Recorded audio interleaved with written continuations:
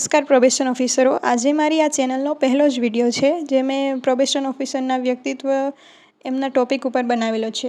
Basic બુક્સને લઈને આ વ્યાખ્યાઓ આપવાનું તમારી સામે રજૂ કરવાનો મેં પ્રયત્ન કર્યો છે. વ્યક્તિત્વ ટોપિક એમાં આપણે જોઈએ તો પ્રોબેશન ઓફિસરના સિલેબસમાં વ્યાખ્યા એવું આપેલું છે. મતલબ કે પ્રોબેશન ઓફિસરમાં વ્યક્તિત્વની વ્યાખ્યાઓ તો ઘણી બધી હોય, તો એમાંથી કોઈ પણ MCQ આપણને પૂછાઈ જાય તો આપણો એક માર્ક કપાય નહીં. માટે મેં ઘણી બધી વ્યાખ્યાઓ આ લેક્ચરમાં આવરી લેવાની ટ્રાય કરી છે. આઈબેન્કના મતે વ્યક્તિત્વની પ્રેરણાત્મક અવસ્થાઓનું વ્યક્તિત્વ સાપેક્ષ રૂપથી એ સ્થિર સંગઠન છે જેની ઉત્પત્તિ જૈવિક ઇરણો, સામાજિક તથા ભૌતિક વાતાવરણની આંતરક્રિયાના ફળ સ્વરૂપે થાય છે.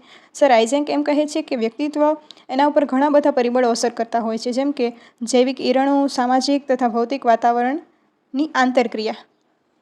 ગિલફર્ડના મતે વ્યક્તિત્વ લક્ષણોનું એક સંબંધિત પેટર્ન છે.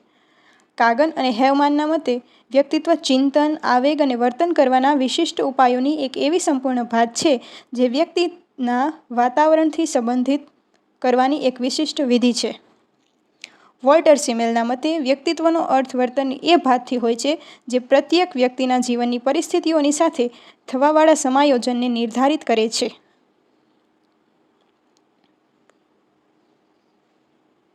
બેસનના મતે સામાન્ય રીતે વ્યક્તિત્વની પરિભાષા એના વિશિષ્ટ આવેગો, ચિંતનો અને વર્તનના સાપેક્ષ રૂપથી સ્થિર ભાતના રૂપમાં કરવામાં આવે છે. પરવીન એમના મતે વ્યક્તિત્વ કોઈ વ્યક્તિ અથવા વ્યક્તિઓના રચનાત્મક અને ગત્યાત્મક ગુણોનું પ્રતિનિધિત્વ કરે છે જે કોઈ પરિસ્થિતિની પ્રત્યે વિશિષ્ટ પ્રત્યુત્તરો દ્વારા પરિલક્ષિત હોય છે. વર્તમાનમાં વ્યક્તિત્વના જે સિદ્ધાંતો પ્રચલિત છે એમાં ઓલપોર્ટ, બોરિંગ, સ્ટેનફોર્ડ જેવાનું યોગદાન મહત્વપૂર્ણ છે. આ ઉપરાંત વ્યક્તિત્વ સંબંધી અભ્યાસોમાં બુશ, કાર્સન, દિગમન, પેટરસન, રોકમેન, મિસલે વગેરેનું મહત્વપૂર્ણ યોગદાન છે. હવે જોઈએ વ્યક્તિત્વનો અર્થ. આજથી લગભગ 2000 વર્ષ પૂર્વે વ્યક્તિત્વ માટે પર્સોના શબ્દનો ઉપયોગ કરવામાં આવતો હતો. પર્સોના શબ્દનો અર્થ છે મોહરું, માસ્ક અથવા વેશભૂષા. પર્સોના શબ્દ પ્રમાણે વ્યક્તિત્વનો અર્થ બાહ્ય ગુણોથી આપવામાં આવતું હતું. વ્યક્તિત્વ સંબંધી 50 પરિભાષાઓ જેનું વર્ણન ઓલપોર્ટે કર્યું છે. આ બી ક્વેશ્ચન બની શકે છે કે ઓલપોર્ટનું પ્રદાન જણાવવું કે એવી રીતે. ઓલપોર્ટે આ પરિભાષાઓને 6 સમુદાયોમાં વહેંચી છે. અહીં નીચે કેટલીક મહત્વપૂર્ણ વૈજ્ઞાનિક અને પ્રચલિત વ્યાખ્યાઓ આપવામાં આવી છે. સામાજિક મૂલ્યના રૂપમાં વ્યક્તિત્વ, personality as a social value.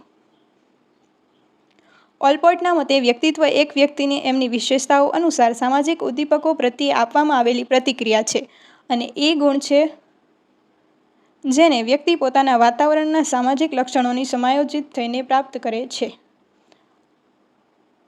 હજુ એક વ્યાખ્યા છે ઓલપોર્ટની.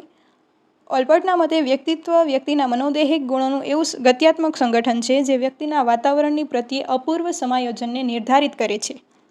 મનના મતે જે વ્યાખ્યા એમને 1953માં આપેલી કે વ્યક્તિત્વની વ્યાખ્યા એ અતિ વિશેષતાપૂર્ણ સંગઠનના રૂપમાં કરી શકાય છે જેમાં વ્યક્તિની રચના, મનોવલણો, અભિયોગ્યતા અને અભિરુચિઓ સામેલ હોય છે. જો આપણે ટૂંકમાં વ્યક્તિત્વને સમજીએ તો બધી જ વ્યાખ્યાઓનો સાર એ છે કે વ્યક્તિત્વ એટલે આપણે જેવા વાતાવરણમાં રહીએ છીએ, જેવું સામાજિકરણ થયું છે એમના આધારે એક આપણો સ્વભાવ ઘડાય છે. એ સ્વભાવને આધારે અમુક વસ્તુઓ, ઉદ્દીપકો પ્રત્યે આપણે પ્રતિક્રિયા કરીએ છીએ. વ્યક્તિત્વના આ થઈ ગયા હવે વ્યાખ્યા. આગળના લેક્ચરમાં આપણે મળીશું અભિગમો, એના વિવિધ અભિગમો જે વિવિધ વૈજ્ઞાનિકોએ આપેલા છે એ સિદ્ધાંતોને આપણે જોઈશું.